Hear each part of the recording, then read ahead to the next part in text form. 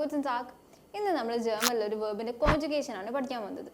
So ജർമ്മനിൽ ഒരുപാട് verbs ഉണ്ട്, അതിനൊക്കെ കോൺജുഗേഷൻസ് ഉണ്ടാവും. ഇന്ന് നമ്മൾ ജർമ്മനിലെ ഒരു കോമൺ വേർബാണ് പഠിക്കാൻ പോകുന്നത്. കോമൺ വേർബ് എന്ന് പറയുന്നത് ഹാബൻ ആണ്. ഹാബന്റെ മീനിങ് വരുന്നത് ടു ഹാവ് എന്നാണ്. ഓക്കെ, ഒരു കോമൺ വേർബാണ് ജർമ്മനിൽ ഒരു കോമൺ വേർബ് ഹാബൻ. സോ നമ്മൾ ഇന്ന് ഹാബന്റെ കോൺജുഗേഷൻ ആണ് പഠിക്കാൻ പോകുന്നത്. ഇഷ് എന്ന് പറഞ്ഞാൽ എന്താണ്? ഐ എന്നല്ലേ? ICH. ഇഷ് എന്ന് പറഞ്ഞിട്ടുണ്ടെങ്കിൽ ഐ എന്നാണ്. അപ്പം അതിൻ്റെ കൂടെ വരുന്ന ഹാബന്റെ കോൺജുഗേഷൻ വരുന്നത് ഹാബ് എന്നാണ്. HABE, ഹാബ്. ഐ ഹാവ്, ഇഷ് ഹാബ്.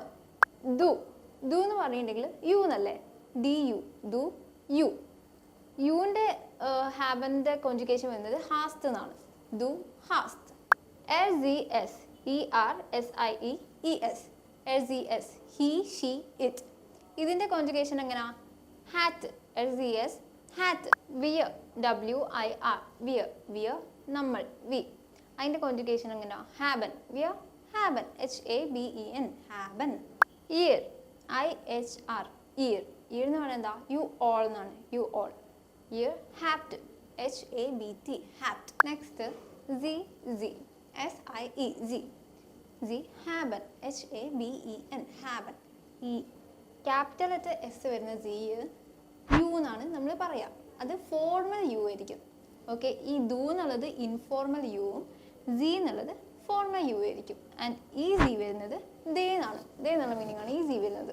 ഓക്കെ, അപ്പോൾ ഹാബൻ. ഓക്കെ, അപ്പോൾ നമ്മൾ എന്താ പറയുക, ഹാബൻ എന്നുള്ളൊരു വേർബിൻ്റെ സബ്ജക്ട്സ് പ്ലസ് കോൺജുഗേഷൻ ആണ് പഠിച്ചത്. നമ്മൾ പഠിച്ചല്ലോ ഐ ഹാവ്, ഓക്കെ, ഇഷ് ഹാബ്, എല്ലാ കോൺജുഗേഷൻസ് പഠിച്ചു. ഇനി നമ്മൾ എന്ത് ചെയ്യാം? ഹാബ് എന്നുള്ള വേർബിൻ്റെ സെൻറ്റൻസ് ആണ് നോക്കാൻ പോകുന്നത്. I have a pen. I have a പെന്നിൻ്റെ ജർമ്മൻ എങ്ങനെയാണ്?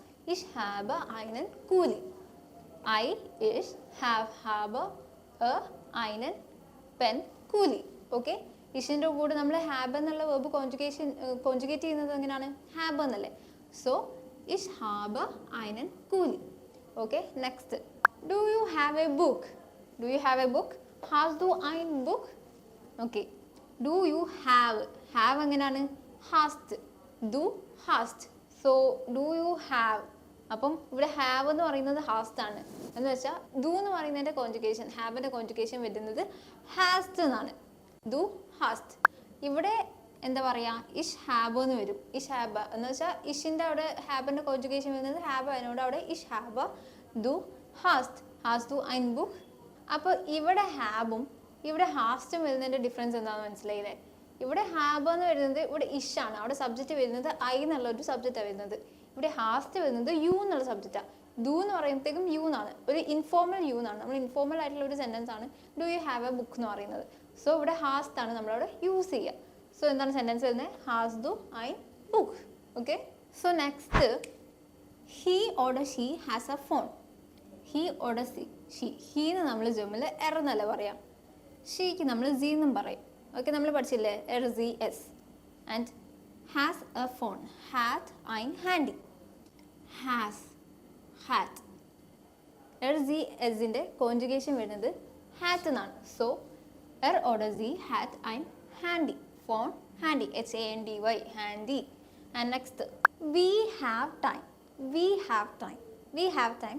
Wir haben Zeit.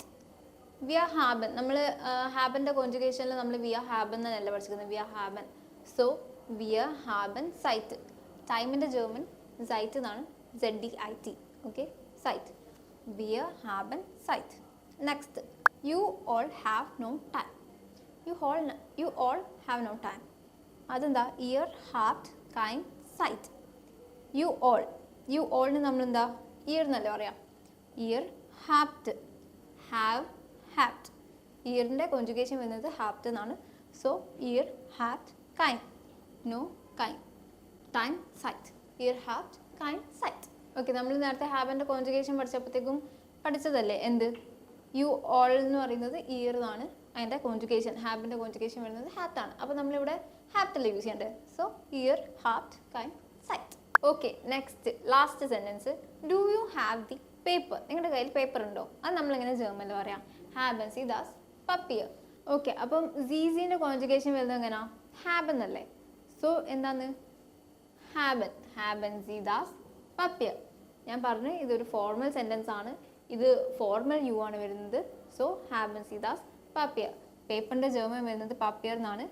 ദി ദാസ്. ഓക്കെ, ഹാബൻ സി ദാസ് പാപ്പിയർ. സോ ഇന്ന് പഠിപ്പിച്ചത് എല്ലാവർക്കും മനസ്സിലായി എന്ന് വിചാരിക്കുന്നു. എല്ലാവരും വീട്ടിൽ പ്രാക്ടീസ് ചെയ്യുക. എന്തെങ്കിലും ഡൗട്ട് ഉണ്ടെന്നുണ്ടെങ്കിൽ അത് കമൻറ്റ് ചെയ്യുക. പിന്നെ ഒരു കാര്യം, ഞങ്ങളുടെ വീഡിയോസ് കണ്ടിന്യൂസ് ആയിട്ട് വാച്ച് ചെയ്യുക. അപ്പോൾ നിങ്ങൾക്ക് കുറേ കൂടി ഇമ്പ്രൂവ് ആവും. അപ്പോൾ നമുക്ക് നെക്സ്റ്റ് ക്ലാസ്സിൽ കാണാം. Okay, by.